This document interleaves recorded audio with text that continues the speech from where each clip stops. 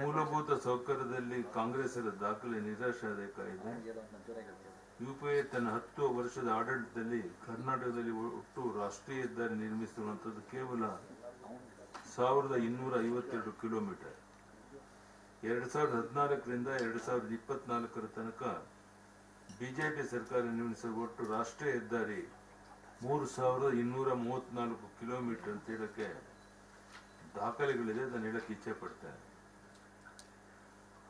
ಕಲಬುರಗಿ ಬೀದರ್ ರೈಲು ಮಾರ್ಗ ಪೂರ್ಣಗೊಂಡಿದ್ದು ಮೋದಿ ಸರ್ಕಾರ, ಮಲ್ಲಿಕಾರ್ಜುನ ಖರ್ಗೆ ಅವರು ಸ್ವತಃ ರೈಲ್ವೆ ಸಚಿವರಾಗಿದ್ದರೂ ಸಹ ಅದನ್ನು ಪೂರ್ಣ ಮಾಡೋಕ್ಕಾಗಿರಲಿಲ್ಲ. ಕರ್ನಾಟಕದ 95% ರೈಲು ಮಾರ್ಗ ವಿದ್ಯುದೀಕರಣವಾಗಿದೆ. ರೈಲ್ವೆ ಯೋಜನೆಯಲ್ಲಿ ಹಿಂದೆ ಬಿದ್ದಿದ್ದ ಕರ್ನಾಟಕ ಇಂದು ಭರದಿಂದ ಇತರ ರಾಜ್ಯಗಳ ಸಮನಾಗಿ ಅಭಿವೃದ್ಧಿ ಹೊಂದುತ್ತಾ ಇದೆ. ಇಂದು 6 ವಂದೇ ಭಾರತ್ ರೈಲು ಸೇವೆ ರಾಜ್ಯದಲ್ಲಿ ದೊರೆಯುತ್ತಾ ಇದೆ. ರಾಜ್ಯದ 4 ಕೋಟಿ ಜನರಿಗೆ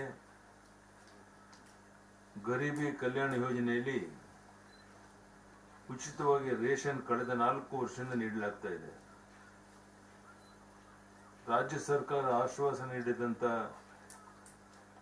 10 ಕೆಜಿ ಅಕ್ಕಿಯಲ್ಲಿ ಈ ತನಕ 1 ಕಾಳು ಅಕ್ಕಿಯನ್ನು ನೀಡದೇ ಇರೋದು ಅವರ ಸಾಧನೆ. ತಮಗೆ ಗೊತ್ತಿದೆ, ರಾಜ್ಯದ 54 ಲಕ್ಷ ರೈತರಿಗೆ ಕೇಂದ್ರ ಸರ್ಕಾರದ ಕಿಸಾನ್ ಸನ್ಮಾನ್ ಯೋಜನೆಯಲ್ಲಿ ಪ್ರತಿ ವರ್ಷ 6,000 ನೀಡ್ತಾ ಇದೆ. ನಾನು ಮುಖ್ಯಮಂತ್ರಿಯಾಗಿ 4,000 ಜೊತೆಗೆ ಸೇರಿಸಿ ಕೊಡ್ತಾ ಇದ್ದೆ. ಈಗ 4,000 ಕೊಡೋದನ್ನು ನಿಲ್ಲಿಸಿ ಒಂದು ಸರ್ಕಾರ ದಿವಾಳಿ ಆಗಿದೆ ಅನ್ನೋದನ್ನ ಸ್ಪಷ್ಟವಾಗಿ ಕಾಣ್ತಾ ಇದೆ.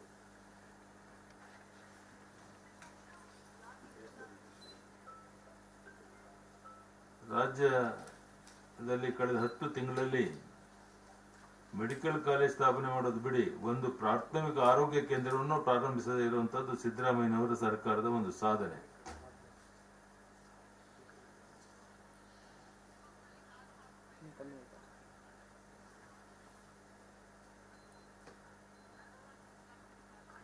ಮೋದಿಯವರು ಒಂದು ಸಾರಿ ಗ್ಯಾರಂಟಿ ನೀಡಿದ್ರೆ ಅದು ಜಾರಿಗೆ ಬಂದೇ ಬರುತ್ತೆ.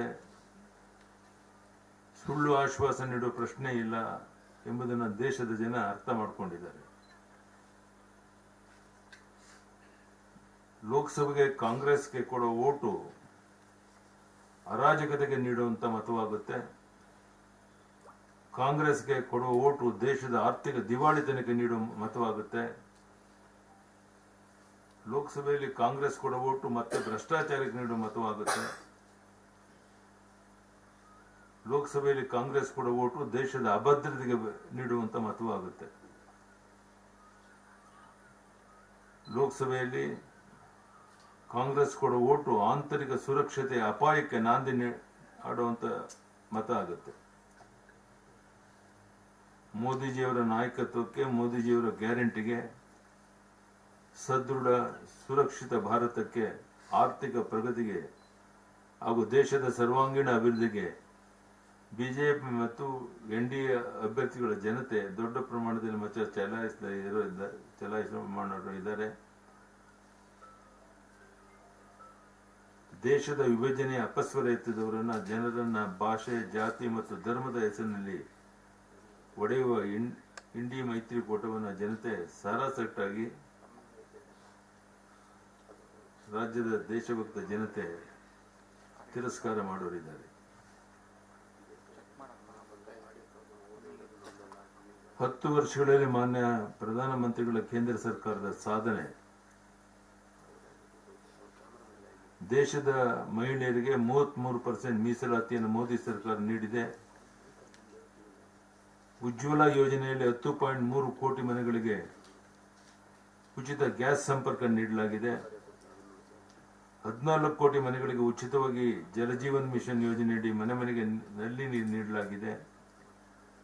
11.88 ಕೋಟಿ ರೈತರಿಗೆ ಕಿಸಾನ್ ಸನ್ಮಾನ್ ಯೋಜನೆಯಲ್ಲಿ ರೈತರಿಗೆ ವಾರ್ಷಿಕ 6,000 ಕೊಡ್ತಾ ಇದ್ದೇವೆ. ನಾನು ಸಿದ್ದರಾಮಯ್ಯನವರು ಕೇಳ್ತೇನೆ, ನಾನು ಮುಖ್ಯಮಂತ್ರಿ ಆಗಿದ್ದಾಗ ಇದಕ್ಕೆ 4,000 ಸೇರಿಸಿ 10,000 ಕೊಡ್ತಾ ಇದ್ದರು. ಯಾತಕ್ಕೆ ಅದನ್ನು ನಿಲ್ಲಿಸಿದ್ರಿ? ಅದರ ಅರ್ಥ ನಿಮ್ಮ ಸರ್ಕಾರ ದಿವಾಳಿ ಆಗಿದೆಯೋ ಇದರಿಂದ ಸ್ಪಷ್ಟ ಆಗುತ್ತೆ ಅನ್ನೋ ಮಾತನ್ನ ಈ ಸಂದರ್ಭದಲ್ಲಿ ನಾನು ಹೇಳಕ್ಕೆ ಇಚ್ಛೆ ಪಡ್ತೇನೆ. ವಿಶ್ವದ 5ನೇ ಅತಿ ದೊಡ್ಡ ಆರ್ಥಿಕ ದೇಶ ಭಾರತ. ಒಂದು ದೇಶ, ಒಂದು ತೆರಿಗೆ, ಒಂದು ಮಾರುಕಟ್ಟೆ. 25 ಕೋಟಿ ಜನರು ಬಡತನ ರೇಖೆಯಿಂದ ಆರ್ಥಿಕವಾಗಿ ಮುಂದುವರೆದಿದ್ದಾರೆ. ಮೋದಿಜಿಯವರ ಇದು ಸಾಧನೆ. ಮೋದಿಜಿಯವರಿಗೆ ಈ ಸಂದರ್ಭದಲ್ಲಿ ಅದಕ್ಕೆ ಧನ್ಯವಾದ ಹೇಳ್ತೇನೆ. ದೇಶದಲ್ಲಿ ರಾಷ್ಟ್ರೀಯ ಶಿಕ್ಷಣ ನೀತಿ ಜಾರಿ. ಧನ್ಯವಾದ ಮೋದಿಜಿ. ದೇಶದಲ್ಲಿ 7 ಹೊಸ IIT ಸ್ಥಾಪನೆ, 7 ಹೊಸ IIMs ಹಾಗೂ 16 ಹೊಸ IIT. ದೇಶದಲ್ಲಿ ವಾರಕ್ಕೊಂದರಂತೆ ನೂತನ ವಿಶ್ವವಿದ್ಯಾನಿಲಯ ಸ್ಥಾಪನೆ. ದೇಶದಲ್ಲಿ ಪ್ರತಿ 2 ದಿನಕ್ಕೊಂದು ಹೊಸ ಕಾಲೇಜ್ ನಿರ್ಮಾಣ. ದೇಶದಲ್ಲಿ ಮೊದಲ ವಿಜ್ಞಾನ ವಿಶ್ವವಿದ್ಯಾನಿಲಯ, ರೈಲು ಮತ್ತು ಸಾರಿಗೆ ವಿಶ್ವವಿದ್ಯಾನಿಲಯ ನಿರ್ಮಾಣ ಮೋದಿಜಿಯವರು ಮಾಡಿದರೆ ಅದು ಧನ್ಯವಾದ ಅರ್ಪಿಸ್ತೇನೆ.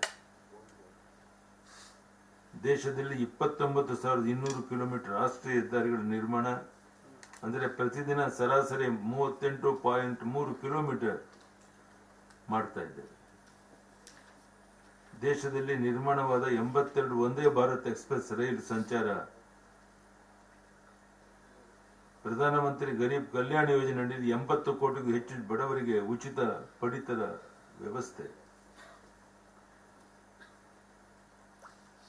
ಅಯೋಧ್ಯೆಯಲ್ಲಿ ನಾವು ಭರವಸೆಯನ್ನು ಕೊಟ್ಟಂತೆ ರಾಮ ಮಂದಿರ ನಿರ್ಮಾಣ. ಕಾಶಿ ವಿಶ್ವನಾಥ್ ಕಾರಿಡಾರ್. ಕೇದಾರನಾಥ ದೇವಸ್ಥಾನದ ಜೀರ್ಣೋದ್ಧಾರ. ಕಾಶ್ಮೀರದಲ್ಲಿ ಶಾರದಾ ಪೀಠ ನಿರ್ಮಾಣ. ಸೋಮನಾಥ ದೇವಾಲಯ ಜೀರ್ಣೋದ್ಧಾರ. ಹೀಗೆ 10 ಹಲವು ಸಾಧನೆಯನ್ನ ಪ್ರಧಾನಿ ನರೇಂದ್ರ ಮೋದಿಯವರು ಮಾಡಿರೋದನ್ನ ನಾವು ನೋಡ್ತಾ ಇದ್ದೇವೆ. ಆಯುಷ್ಮಾನ್ ಭಾರತದ ಅಡಿನಲ್ಲಿ 37 ಕೋಟಿ ಜನರಿಗೆ ವಿಮೆ ನೀಡಲಾಗಿದೆ. ಭಾರತದಲ್ಲಿ 10,000ಕ್ಕೂ ಜನ ಔಷಧಿ ಕೇಂದ್ರ ಸ್ಥಾಪನೆ ಆಗಿದೆ. ಭಾರತದಲ್ಲಿ 228 ಕೋಟಿ ಜನರಿಗೆ ಉಚಿತ ಕೋವಿಡ್ ಲಸಿಕೆ ನೀಡಲಾಗಿದೆ. 100 ರಾಷ್ಟ್ರಗಳಿಗೆ ಉಚಿತ ಕೋವಿಡ್ ಲಸಿಕೆ ಸರಬರಾಜು ಮಾಡಲಾಗಿದೆ. ದೇಶದಲ್ಲಿ ಆರ್ಟಿಕಲ್ 370 ರದ್ದು ಮಾಡಿದ್ದೇವೆ. ದೇಶದ ರಕ್ಷಣಾ ವ್ಯವಸ್ಥೆಯಲ್ಲಿ ಆತ್ಮನಿರ್ಭರತೆ. 1 ಶ್ರೇಣಿ 1 ಪಿಂಚಣಿ. 21 ಲಕ್ಷ ನಿವೃತ್ತಿ ಯೋಧರಿಗೆ ಅನುಕೂಲ. 1 ಲಕ್ಷ ಕೋಟಿ ರಕ್ಷಣಾ ಉತ್ಪಾದನೆ. ಶೌಚಾಲಯದಿಂದ ಹಿಡಿದು ವಿಮಾನ ನಿಲ್ದಾಣ ತನಕ, ಉಜ್ವಲದಿಂದ ಚಂದ್ರಯಾನದ ತನಕ. 2014ರಿಂದ 2019 ಅವಧಿಯಲ್ಲಿ ಕೇಂದ್ರ ಸರ್ಕಾರ ಕರ್ನಾಟಕ ರಾಜ್ಯ ನೀಡಿದ ಒಟ್ಟು ತೆರಿಗೆ ಹಂಚಿಕೆ ಅನುದಾನ 1.35 ಲಕ್ಷ ಕೋಟಿ. 2019ರಿಂದ 2024 ಅವಧಿಯಲ್ಲಿ ಕೇಂದ್ರ ಸರ್ಕಾರದ ಕರ್ನಾಟಕ ರಾಜ್ಯಕ್ಕೆ ನೀಡಿದ ಒಟ್ಟು ತೆರಿಗೆ ಹಂಚಿಕೆ ಅನುದಾನ 1.58 ಲಕ್ಷ ಕೋಟಿ. ಹೀಗೆ ಕಳೆದ 10 ವರ್ಷಗಳಲ್ಲಿ ಕೇಂದ್ರ ಸರ್ಕಾರದಿಂದ ರಾಜ್ಯಕ್ಕೆ ನೀಡಿದ ಒಟ್ಟು ತೆರಿಗೆ ಹಂಚಿಕೆ 2.93 ಲಕ್ಷ ಕೋಟಿ. 2004ರಿಂದ 2014 10 ವರ್ಷದಲ್ಲಿ ಕರ್ನಾಟಕ ರಾಜ್ಯಕ್ಕೆ ಅಂದಿನ UPI ಸರ್ಕಾರ ನೀಡಿದ ಒಟ್ಟು ತೆರಿಗೆ ಹಂಚಿಕೆ 81,000 ಕೋಟಿ ಆದರೆ 2014ರಿಂದ 2019 ಅವಧಿಯಲ್ಲಿ ಕೇಂದ್ರ ಸರ್ಕಾರದ ಕರ್ನಾಟಕ ರಾಜ್ಯಕ್ಕೆ ನೀಡಿದ ಒಟ್ಟು ಗ್ರಾಂಟ್ ಅಂಡ್ ಏಡ್ 91,374 ಕೋಟಿ. 2019ರಿಂದ 2023 ಅವಧಿಯಲ್ಲಿ ಕೇಂದ್ರ ಸರ್ಕಾರದ ಕರ್ನಾಟಕ ರಾಜ್ಯಕ್ಕೆ ನೀಡಿದ ಒಟ್ಟು ಗ್ರಾಂಟ್ ಇನ್ ಏಡ್ 1.45 ಲಕ್ಷ ಕೋಟಿ. ಹೀಗೆ ಕಳೆದ 10 ವರ್ಷಗಳಲ್ಲಿ ಕೇಂದ್ರ ಸರ್ಕಾರದ ರಾಜ್ಯಕ್ಕೆ ನೀಡಿದ ಒಟ್ಟು ಗ್ರಾಂಟ್ಸ್ ಇನ್ ಏಡ್ 2.36 ಲಕ್ಷ ಕೋಟಿ. 2004ರಿಂದ 2014 10 ವರ್ಷಗಳಲ್ಲಿ ಕರ್ನಾಟಕ ರಾಜ್ಯಕ್ಕೆ ಅಂದಿನ UPI ಸರ್ಕಾರ ನೀಡಿದ ಒಟ್ಟು ಗ್ರಾಂಟ್ ಇನ್ ಏಡ್ 60,000 ಕೋಟಿ ಮಾತ್ರ.